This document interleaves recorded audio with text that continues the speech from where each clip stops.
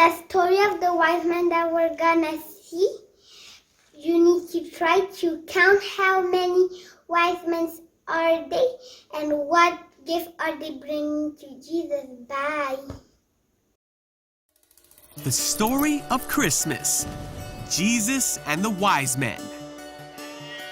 This is Jesus. Booyah! Jesus is the Son of God who would grow up to do amazing things. His parents on earth were Mary and Joseph. Heyo.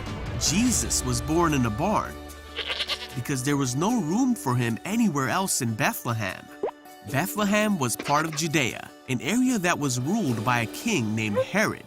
King Herod was in Jerusalem when some wise men from eastern lands arrived in Jerusalem asking, Excuse me. "Where is the newborn king of the Jews? We saw his star as it rose and we have come to worship him." When Herod heard that there was another king born in Judea, he was very upset, as was everyone else in Jerusalem. Yeah. Not you. So Herod called all the important priests and Jews together and asked them where this king was supposed to be born. The Jews knew that their king would eventually come, and it was always told to them that the king of the Jews, the savior of the world, would be born in Bethlehem. So they told that to King Herod. Then King Herod thought of a way to trick the wise men.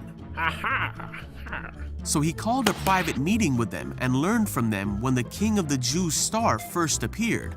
Oh, good. And then King Herod told the wise men, "Go to Bethlehem and search carefully for the child, and when you find him, come back and tell me, so that I can go and worship him too."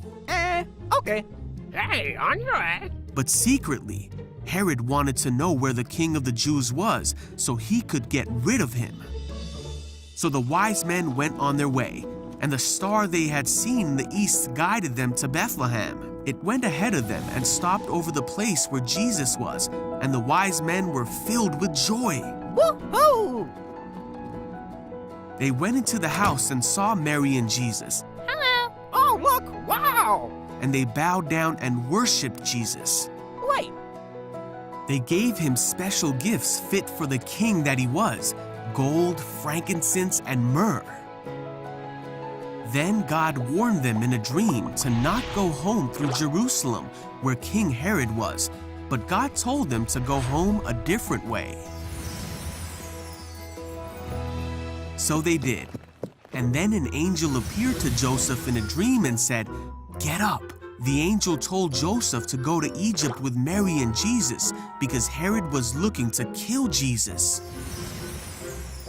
That very night, Joseph left for Egypt with Jesus and Mary.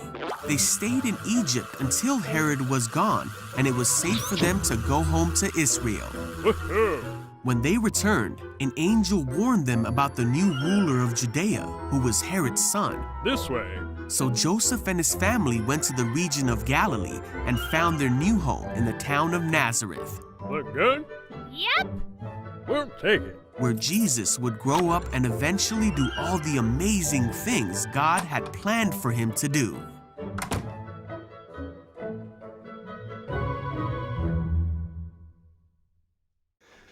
Hello kids, so you just saw the story of the birth of Jesus with the wise men. How many? Yeah, 3 wise men. You can see here 3 wise men, and here the 3 wise men, different sizes. So what I want you to understand in this story is that all the 3 wise men, they came from different countries. Let's say one came from Africa, another one came from Asia, and another one came from Europe. So they came from different parts of the world, and they all were following the star, and they all were looking for Jesus. They were seeking Jesus, and they had something to bring to Jesus. They have some gift. Did you remember what they had to as a gift? Gold, frankincense, and myrrh. Yes, so, and each one of those gifts meant something. The gold was to represent a kingdom and to show Jesus as a king. That's why they gave it gold, because he was a king. They also gave frankincense. Frankincense was a fragrance used in the temple of Solomon and in the temple of Moses for the priest. So giving frankincense to Jesus was also saying, you are God. You are a God. And myrrh.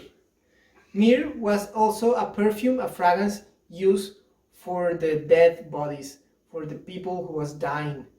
When they buried them, they put a little of myrrh in their tombs.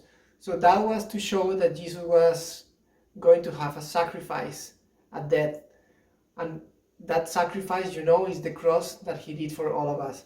So all the gifts the wise men gave to Jesus meant something.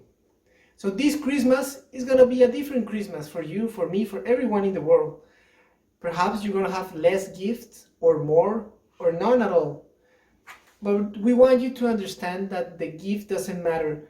The presence of the people that came and the gift, if it is there, behind the gift, there's someone that thought about you. So in this story, you also saw the shepherd.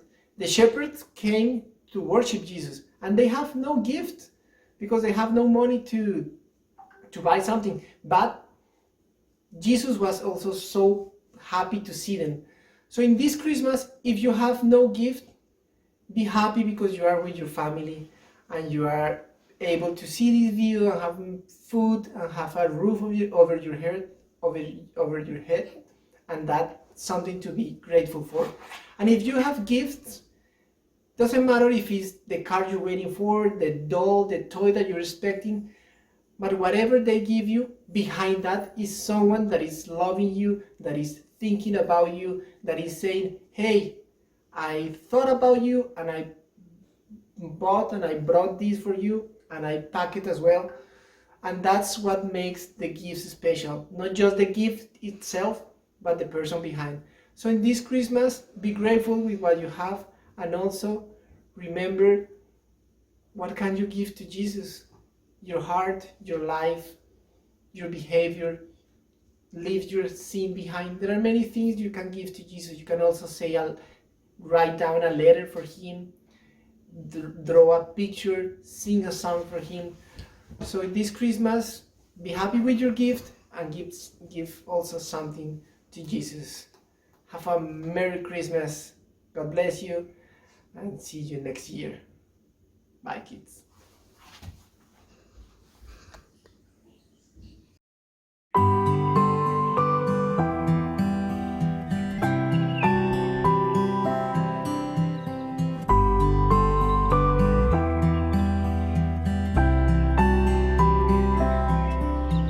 So